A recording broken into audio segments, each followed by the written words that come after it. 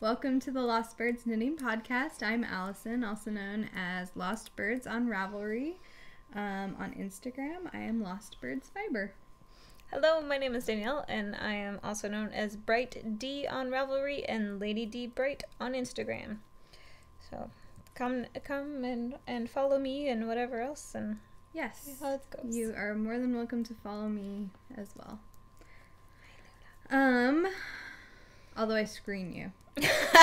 We've talked about this. Yes. So usually I check to make sure that you're like crafty or knitterly or something. I check and see that you have like knitting or something somewhere in your profile. Anyway, oops, are you okay? She just like showered me with snot. Lovely. So anyway, I think that will be the title of this one. It'll be Cat Snot Shower. Ew. Nobody's gonna watch this episode Exactly. if you title it like that. Anyway, okay, getting into our flight plan. What are you working on? Okay, so I am working on a baby vertebrae. And I cast this on Saturday. And Another one? Yeah, and it's supposed to be a gift on Monday. Oh my gosh. Tomorrow, by the way. Oh, well, you look like you're pretty far. Yeah, and so what I have left is the rest of the sleeve here. And then I have to pick up along the sides here and do 3 centimeters worth of ribbing, I guess. And that is it. So, well, you work quick then. Good job. yeah, and so I got a little bit of sleeve left on that one, and change out the needles to do some ribbing and that sort of stuff, and should be good to go. All right. Unfortunately, I have to give it to him not very washed, so I just have to make sure it's puppy fur free. Yeah. Yeah, and then I have a finished object, and it is on my head. And this is Mr. David, my sister's boyfriend, hat. Yes, I know it's a gift and I'm wearing it. I will wash it before I give it to him. Or mail it to him. And, but it's the Barley Hat by Tin Can Knits. I will let everybody see my very sexy hair. But anyways, so it has the pearl ridges there, and the decreases on top, and 6 categories or 6 areas of decrease. It's a free pattern on Ravelry. Super simple, super stretchy as well. I made the medium size out of Knit Picks Brava, and yeah, just I am going to have to make one of these for myself, really truthfully, because it's super comfortable. And I want to say what's the temperature outside right now? Hot. I don't know. No, well, it's not as hot as it was, but yeah. It's still warm for this type of year. As you can see, I'm like wearing a tank top and shorts. I'm gonna say I will wear jeans when it's 110 degrees out. I mean, like, I'm a farmer's child, but anyways, when I was out coming here, the hat just added just that little bit level of comfort. And I was good to go. Really? You were cold? I mean, I think part of it's being pregnant. I'm like, I get hot very easily. Hormones and such, I'm sure. Hormones and such. Yeah. All these pregnant individuals around me makes me just not want to be pregnant ever. It just sounds like a miserable situation. But it's not so I bad. actually want a child eventually, but we'll see how that actually goes. Yeah. I have a pros and cons list, and so far the cons are outweighing the pros, and of course, that'll change once you actually have the child. Yeah, you don't know the pros until you have.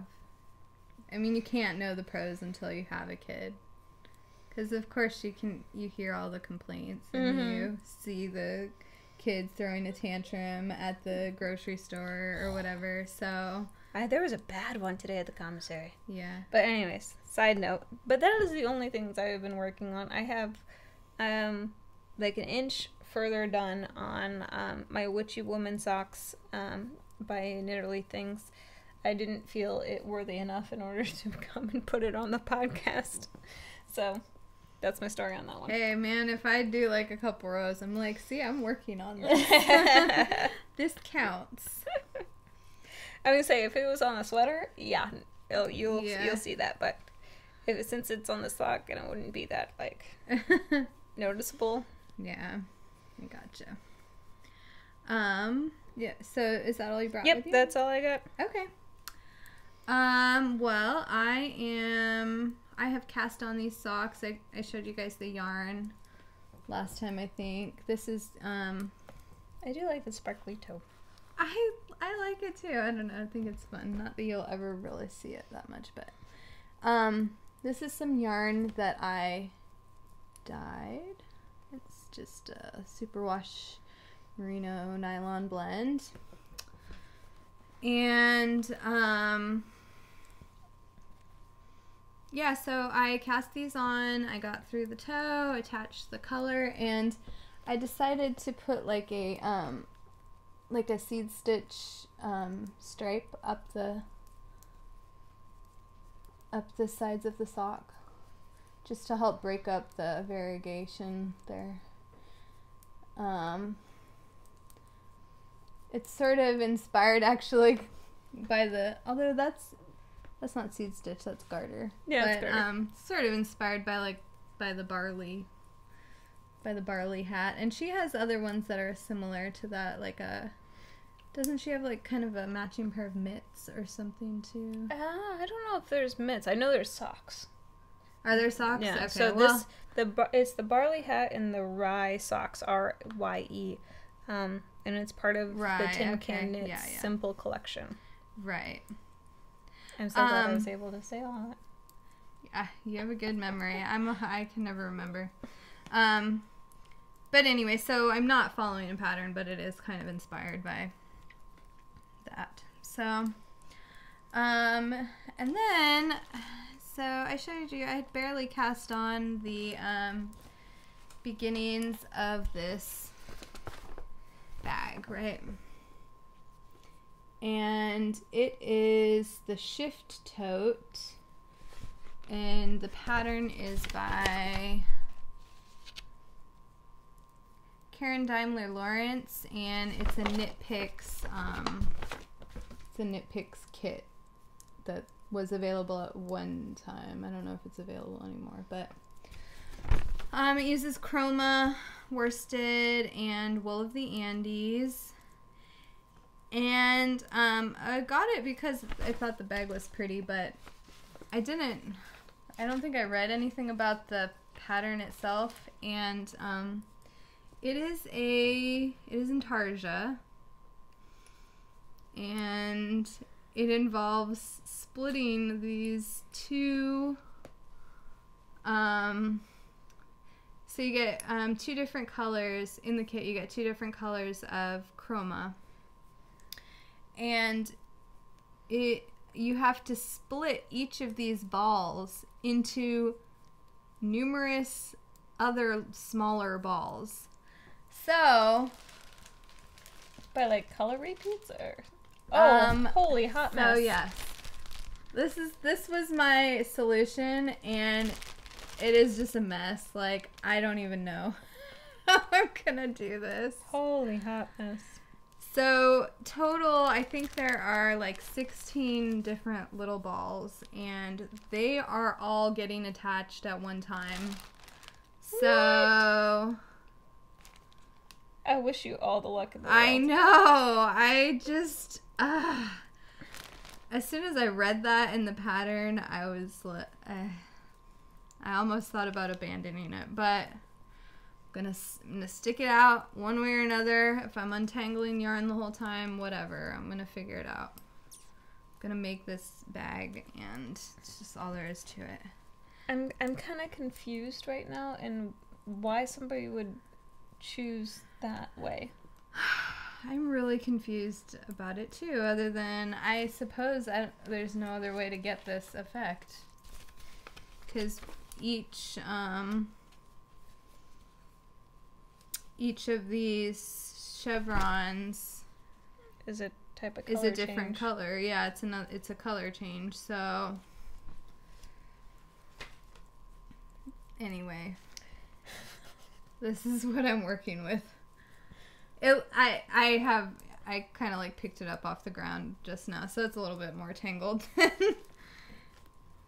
It looks more tangled than it actually is. I'm good at dealing with multiple balls of yarn being attached to things because I'm used to knitting 2 at a time, and often I'll have like 2 colors on each thing. So, but that's 4 different balls of yarn.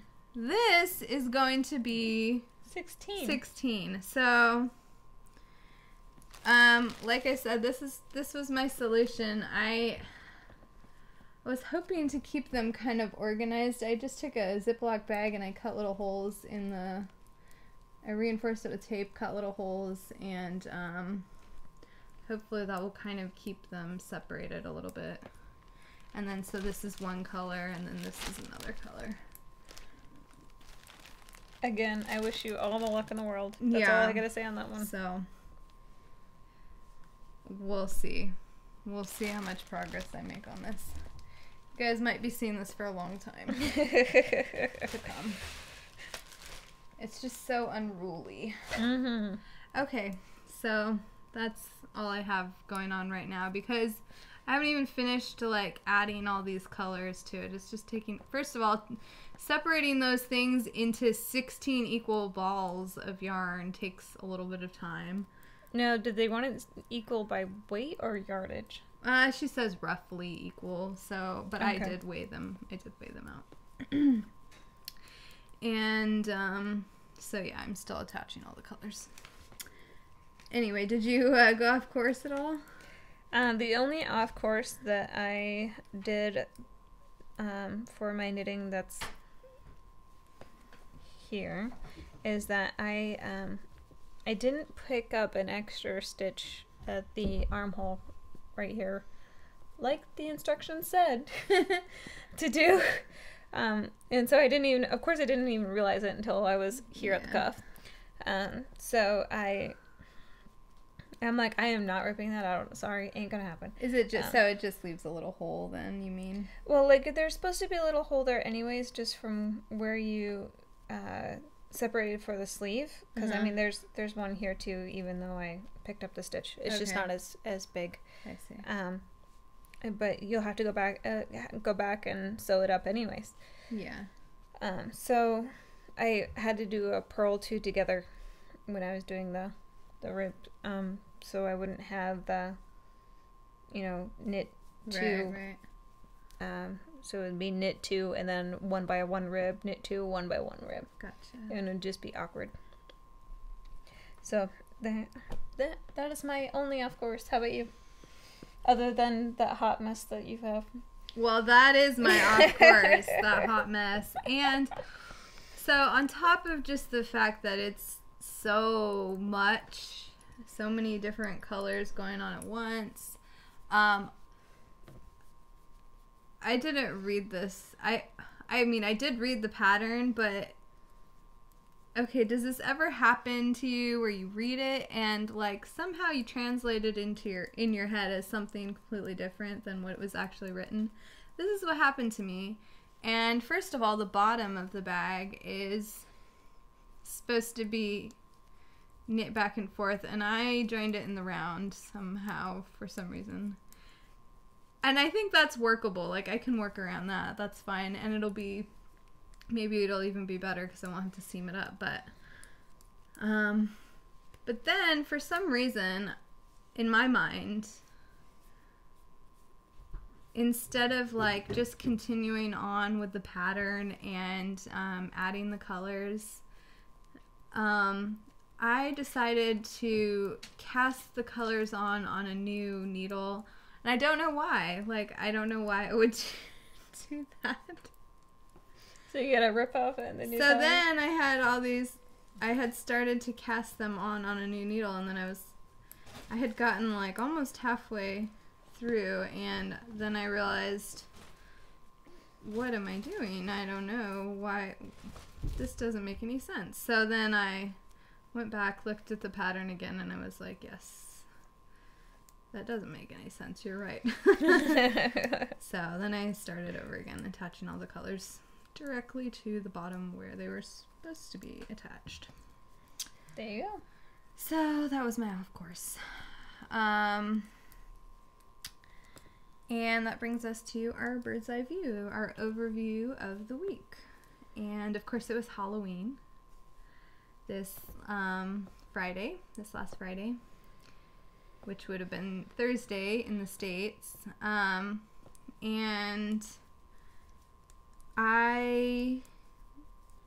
we did go trick-or-treating. Emrys, my son, he has another little boy, and they get together. Well, I mean, you know, we have little play dates. They don't just like call each other up and meet at the park on their own, obviously. Anyway, we as families, we got together and went trick-or-treating, and we actually went onto the base to trick-or-treat around in the neighborhood there. And what the base does is they actually let Japanese locals on for Halloween to come and trick-or-treat in the neighborhoods. So, and anytime there are like certain occasions in Misawa, where I used to live, they would have a big air show, so people could come onto the base and watch the air show. And I think they do it for other things here too, like American Day or something. Right, American Day. They have other events, so once in a while, Japanese locals are allowed to come on base, basically. Which base did you go to? Kadena. Oh. Yeah, and so Halloween and trick-or-treating is one of these times, and the base is open for them to come trick-or-treating for like a couple hours. So it's crazy, because anytime the base opens up, I mean, the Japanese locals, they like to come to these events. They're usually very, very popular, and it also gives them an opportunity to they really like the fast food that's on base, so they'll stock up on like Dunkin' Donuts or something like that. Yeah, so anyway, so it was just like so many people, and it was hard to walk down the sidewalk, and but it was really a lot of fun. This was my son's first time going trick-or-treating. He was dressed up as a dinosaur, and actually me and my husband also found dinosaur costumes, so we were a dinosaur family, and it was really fun. And then Lucas, the little boy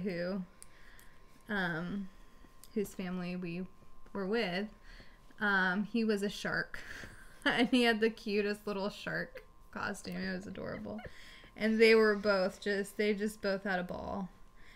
And Emrys never really got the memo, like the trick-or-treat memo. He would just kind of like go up to the door and put his bucket out, and they'd throw a piece of candy in for him. So you're supposed to say trick-or-treat? Yeah, it was all a lot. I mean, it was a lot of stimulus, I think, for a 2-year-old. There was just a lot going on. A lot of people had their houses decorated.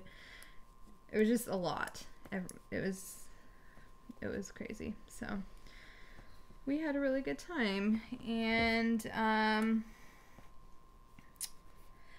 yeah, that was our Halloween. Me and Danielle signed up to have a table at one of the on-base craft fairs that's happening this December. So there aren't a lot of opportunities here for a craft fair. Yeah, for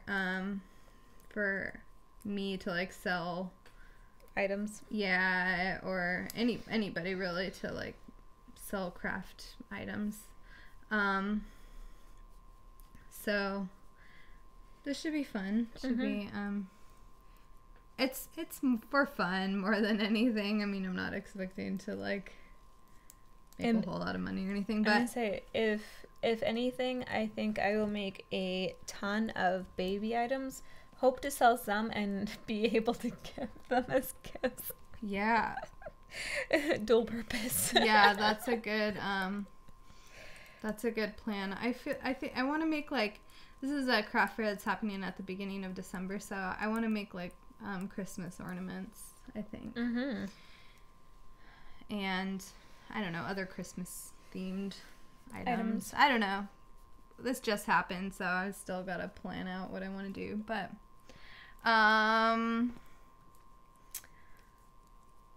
oh, so the last big thing is that I had my 20-week ultrasound, and we're having a girl. Hey! So I have a boy already, so I'll have one of each. So I'm very, very excited. We don't have a name picked out or anything like that. Emrys gets to be an older brother. Yeah. Yeah, I would have been perfectly happy with a boy too. And actually I'm a little bit like,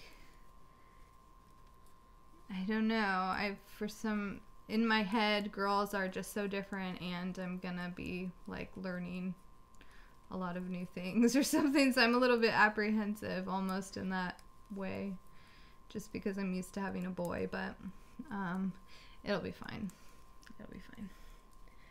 And of course I'm happy to have a little girl to knit for and to make things for, and just to have a little girl, you know. So, yay. Yay! So what did you do this week? So, this week I had the privilege of being at work an hour earlier than normal. And then, of course, staying just as late, if not later. And then, so it was just a very busy work week. With training involved and all this other stuff, and my boss is also pregnant.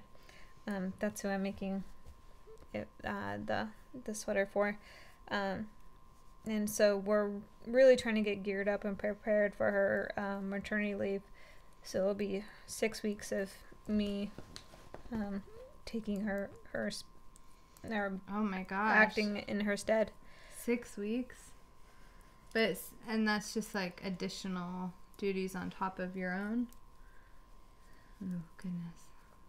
So I'm really trying to have my team understand that I'm going to be relying on them because I cannot do, as many activities as I do now. You're going to be shorthanded. Exactly. So not only will I have to do all of the admin, the emails, all this other stuff, that is atypical of the position. I will also have to carry my own position and, be able to do my daily duties. So yeah, I've done it before. I mean, my bosses have, been on vacation before, but not to the point of 6 weeks. So it should be interesting. I'm sure you're capable. It's just extra stress for a little bit. Mm-hmm. Until you... for a long time. Essentially grow into it, right? Yeah. It'll be fine. But yeah, so we had a pumpkin carving contest at work. And... I carved the pumpkin. Well, I didn't technically carve the pumpkin. I shaved the pumpkin because living on a tropical island, we have the fantastic ability for pumpkins. They rot if you don't put them in the fridge. So you have to keep carved pumpkins in the fridge. We just let ours rot. Just throw it outside. But yeah, so that's... I don't know if you'd be... not. Nope. Okay. Anyways, so I carved the pumpkin one night, and I used one of my husband's knives, and I don't think he'll be very happy with me once he returns, but that's okay. I don't truthfully, I don't think he'll notice for a couple of months. Did you clean the pumpkin off of it? Yeah. Then he'll never know. Okay. Come on. Like they're that observant. Some of them are. maybe when it comes to certain things. Exactly. Not sure like how attached to his knife your husband is. I'm gonna say there's several knives in our house. Oh, okay. But yeah, and so for my Halloween night, which is Friday, we volunteered to be a vehicle in the trunk or treat. And so one of my team members really stepped up and made his little smart car into a minion. So I don't know if you can see that. Oh, and then of course the screen goes black. There we go. And that wasn't on Halloween, right? That was like a pre-Halloween. No, it was on Halloween. Oh, December really? 31st. Oh, was this with the USO or something? It was with the elementary school. Oh, I didn't even know that was going on. I only knew about the trunk or treat at that. Well, it was other thing. It wasn't a very big trunk or treat. Oh, it seems like a lot of the details got missed. Okay. So you weren't home like handing out candy or anything? No, unfortunately. Which I haven't been home to hand out candy in several years, so yeah. I feel bad for the neighbor kids, but what are you gonna do? Yeah. There are lots of houses that do hand out candy. I'm sure they were not short. Well, and I do like, I know this sounds like laziness, but I don't decorate for Halloween specifically, so I don't give the impression of, hey, I have candy here. But I did have 2 backup bags just in case somebody came in late. That way I can eat it later too. So. Yeah. That's probably what would happen if I were home handing out candy. I'd be eating half of it myself. One for you, one for me. 1 for you, 3 for me. Yeah. But anyways, and then Saturday, I really just kind of stayed home all day and just kind of knit and chilled out and, did laundry and that sort of stuff, and which is awesome. And then today I had to go and attempt to fix an ATM, which it says no, I am on vacation apparently. The machine said that, not me, because I'm not on vacation. But for all of, as a public service announcement to the greater good of society, if you have one of those lovely little stickers that come on the card, do us all a favor and just peel that off. Peel it off. Because they get stuck in my machine. And then the machine retains the card because it cannot give the card back. So, like I said, do us all a favor. Just peel it off. Thank you. But anyways, so my card reader, unfortunately, is completely and utterly broken. Because somebody attempted to retrieve their card from the wrong end of the machine. But I'm sorry, I'm yawning because I'm tired. We always record to like 8. Yeah, kind of late, and yeah, it's just been a long day. So yeah, there was attempting to fix the machine. Went to the grocery store afterwards, and like I went to the grocery store that's closest to my work, which is a heck of a lot less busy than the one that I live closest to, and but like this poor mom was like, I don't know, 3 or 4 aisles over, and she just had a screaming child, and even though I was 3 or 4 aisles over, like, it hurt. That little boy's screams just hurt my ears. Yeah. So I'm like, but I think she got him calmed down and was able to complete her shopping, but for a few minutes there I was like, whoa. It happens. But I know I'm a terrible person for mentioning it, but what did I say?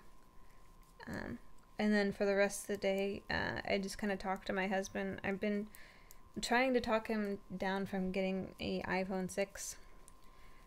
He really desperately wants one. I guess some person let him play with one, and now he's just addicted, apparently. We have newer iPhones. Like, we're not hurting in that sense of technology. I mean, like, we could very easily survive with a flip phone, but he's wanting the newest technology, and me and my financial savviness and budget friendly mind says no. We haven't even gotten our money's worth out of the exactly ones we have. So yeah, there's that whole situation. But anyways, that is it for. Oh, I take that back. With the Allison let me know on Saturday that we're going to have this craft table, and so I got permission from Miss Kelly Brooker to be able to produce some of these baby vertebraes. Very nice. And be able to sell that. And I also reached out to the Tin Can Knit ladies, and they told me that I have permission to sell the barley hats and the rye socks as well. Oh, very cool. So I am like, that's the first time I've ever reached out to designers to ask them permission to, do something, and I'm really surprised on how easy it was. It was just, one email, and two, like, how nice they were. Like, they were super friendly about it. So I love when designers are open to that, because I understand, like, that it's their pattern, and of course, like, you would never try and sell their pattern or something like that, but you are putting the work into knitting the item, and so I always appreciate when designers sell a pattern, like, that gives permission for you to knit it and be able to sell it. Mm-hmm. I've seen patterns that say, like, right in the pattern that you're allowed to sell the finished item. For Miss Kelly, for her free ones, that's what she has on the bottom of it. But the baby vertebrae here, it is a paid for pattern, so she just puts it on the bottom here. That if you would like to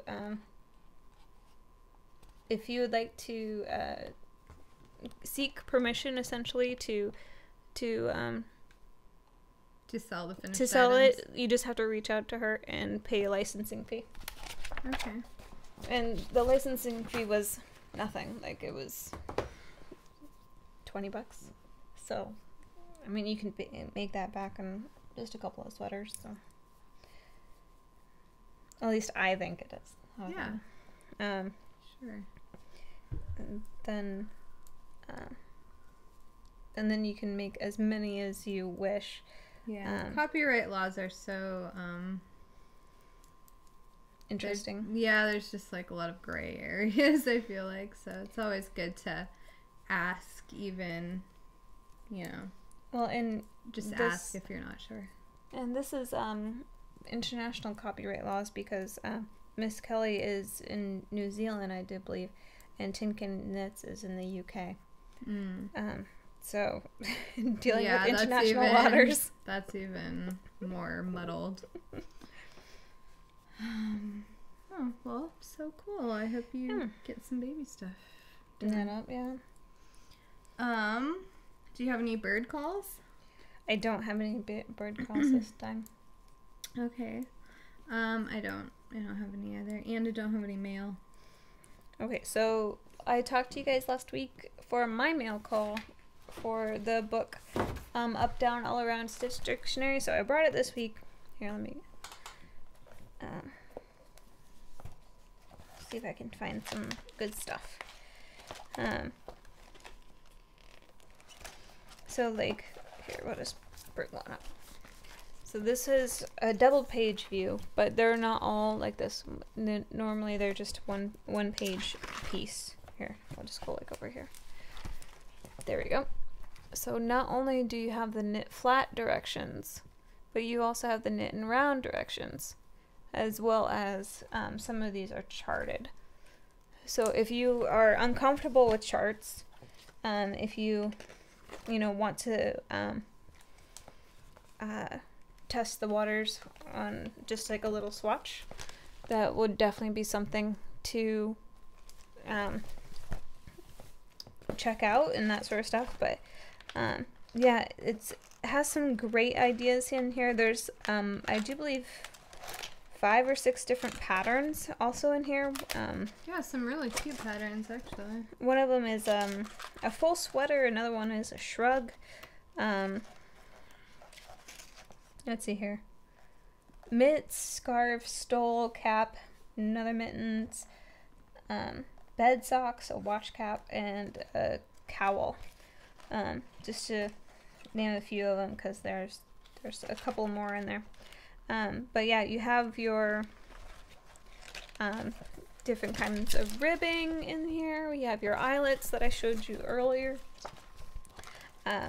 Then you have different types of cables, and all of these, like, the paper on this is pretty thick. And then on top of that, I am thoroughly loving the spiral bound. Not only, do you have, and it looks like an actual book on your shelf like this, but it will sit open in front of you, so you can very easily look at this and knit at the same time. So I really like spiral bound books as well. And then there's some lace in there, and one of the aspects I enjoy about this is that each type of swatch, whether it be textured base, or if it's eyelets or different kinds of ribbing, etc., etc., the swatches are all in the same color of that theme. So easy to identify. Very easy to identify. Like all of the yarn overs and eyelets are all in purple. Let's see what else here. All of the cables are in like this off-white cream color. See, I haven't really I haven't opened up all the pages. You can hear them cracking. But yeah, if you are a person who is a designer, aspiring designer, or if you just want to test the waters on some things, and in terms of like the charts I mentioned earlier, just to make unique scarves or anything like that, definitely check this out. Let's see here, and it is telling me that it's $29.95 US and $32.95 Canadian. So it is it's a very like pretty book too. It's very well done. It's visually pleasing. Going back to the copyright issue, I wonder if you could use all of those designs. Like, are any of these stitch patterns, are they free to use in your own designing, or are they somehow, do they fall under copyright too? I wonder. That one I'm not sure of, but I would assume since it's a Stitch dictionary, it's something that's out there for the world, versus somebody's independent ideas. Maybe, but yeah, maybe not. Exactly. So I'm not sure. If you guys know, or if you have thoughts on it, I'm interested to know about that. I mean, I imagine like eyelets or something. Because some things are so generic that you can't like put right. Well, and it's just like everything is made up of knit and purls and yarn overs. You cannot copyright those, but you can copyright. I don't know. I don't even know. Copyright law is. I've sort of looked into it a little bit. But it gets so confusing that it's really hard to know what's okay and what's not. So. Anyway, just a thought. Sorry. Yeah, if anybody knows if you are versed in that, let us know. Yeah. Okay, so I think that's it for me. Anything else for you? I think that is it for me as well. Okay, I hope I have some stuff coming in the mail soon, but until then... I'm going to say my upcoming week is going to be just as bad as my last week because I have another 3 days of 7:30, so... Ooh. Wish me luck. Sounds like lots more of those to come, too.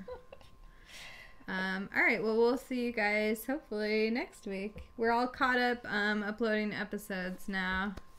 So it took a lot of time on Saturday. Yeah, we kind of Danielle is in charge of editing the videos and uploading them to YouTube, and then I post them to the Ravelry group and to the blog with the show notes. And so I think we had like 2 episodes come out within a few days, but now maybe even a few hours. Yeah, at least for now we're caught up. So and we greatly apologize about the sound last week. Yeah, we had some technical issues, which I think we've resolved now. All right, so anyway, we will see you guys next week, hopefully, and have a great week. Thank you. Bye-bye. Bye. Have a great week.